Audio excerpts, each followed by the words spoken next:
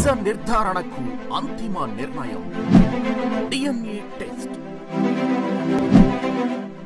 ఉన్నది ఉన్నట్లుగా వాస్తవాలను శోధించి వివరించే మన DNA టీవీ, మన రాష్ట్రం, మన ఛానల్.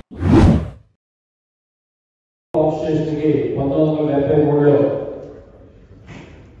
మేము ఆ ప్లాంట్ కి 35 ఎకరాలు కన్స్ట్రక్షన్ సంబంధించి ల్యాండ్ ఇవ్వడం జరిగింది.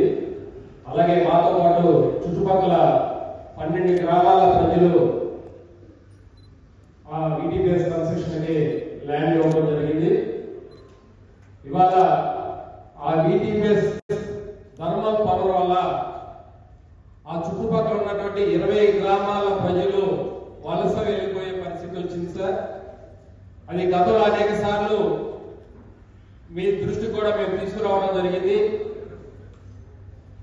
కానీ ఎన్నిసార్లు మొత్తుకున్నా ఈ రోజు ప్రజలు ఎలా అయిపోయారంటే ఇల్లు వాకిలు వదిలిపెట్టి, పొలాలు వదిలిపెట్టి, పాడి పశువులు వదిలిపెట్టి విజయవాడ లేదా చుట్టుపక్కల ప్రాంతాలకి వలస వెళ్లే పరిస్థితి వచ్చిందండి.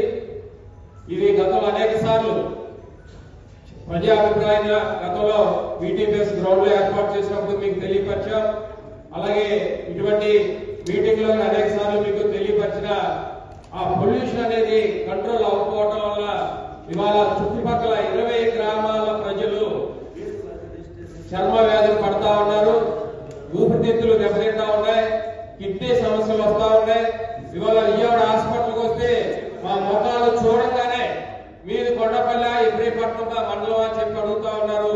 స్పెసిఫిక్ గా ఆ చుట్టుపక్కల 20 గ్రామాల ప్రజలు కూడా అనేక రోగాలకు బారిన పడి లేత వయసులో 30-40 ఏళ్లలోపే ఇచ్చారు సార్. ఇక్కడ కాదు సార్, మీరు తమరు విజయానంద గారు గతంలో ఎండీగా ఉన్న సార్లు కూడా మేము వారికి మొరపెట్టుకున్నాము.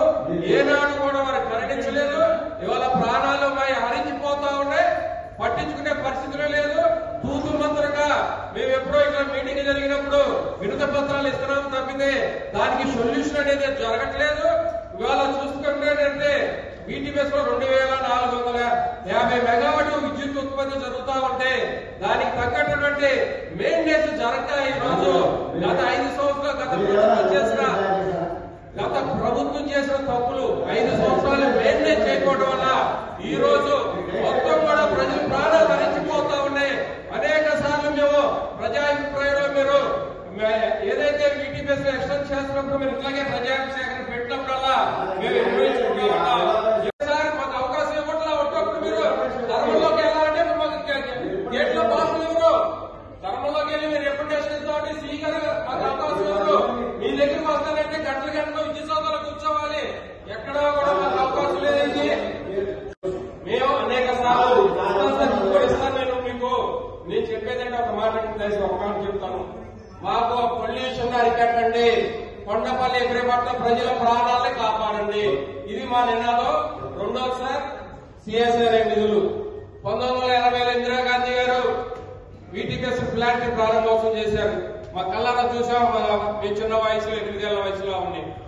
ఆ రోజు నుంచి CSR నిధులు ఆ చుట్టుపక్కల ప్రాంతాలకి ఎందుకు ఇవ్వట్లా VTPS నుంచి? మేము 2013లో పబ్లిక్ యూనింగ్ ఫిఫ్త్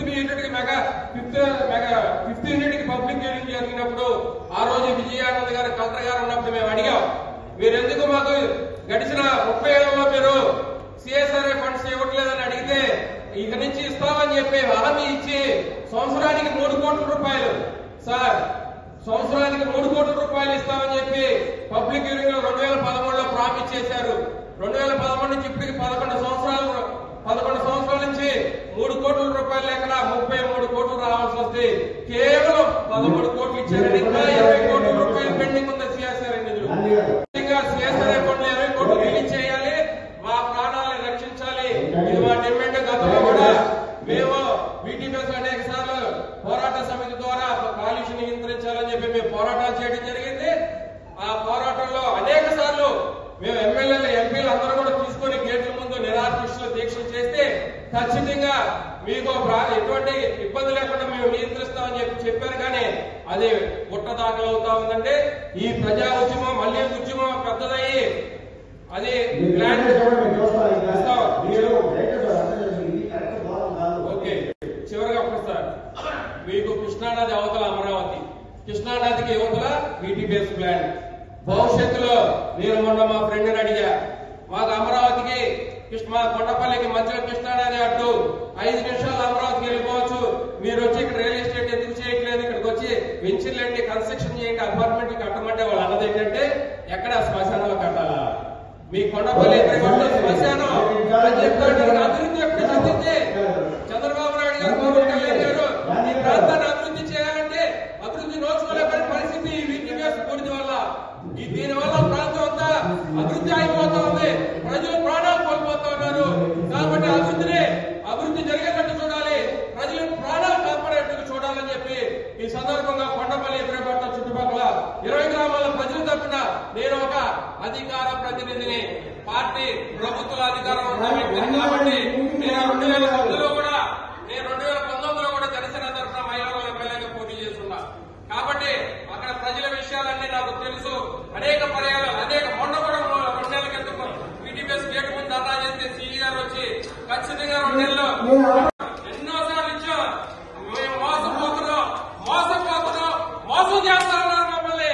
ఇది మట్టికి ప్రజా ఉద్యమం ఇంకా తీవ్రతమై నష్టం కలిగేదాకా చేయిందని చెప్పి ఈ సందర్భంగా మిమ్మల్ని వేడుకుంటున్నాం, 2 పక్కన హెచ్చరిస్తున్నామని కూడా మిమ్మల్ని తెలియజేస్తూ ఖచ్చితంగా మా సిఎస్ఆర్ ఫండ్ రిలీజ్ చేయాలి. అలాగే మా ఏదైతే వీటీపీఎస్ వాల్యూషన్ ఉందో దాన్ని తగ్గించి మా ప్రాణాలు కాపాడాలని చెప్పి సందర్భంగా తెలియజేస్తాం.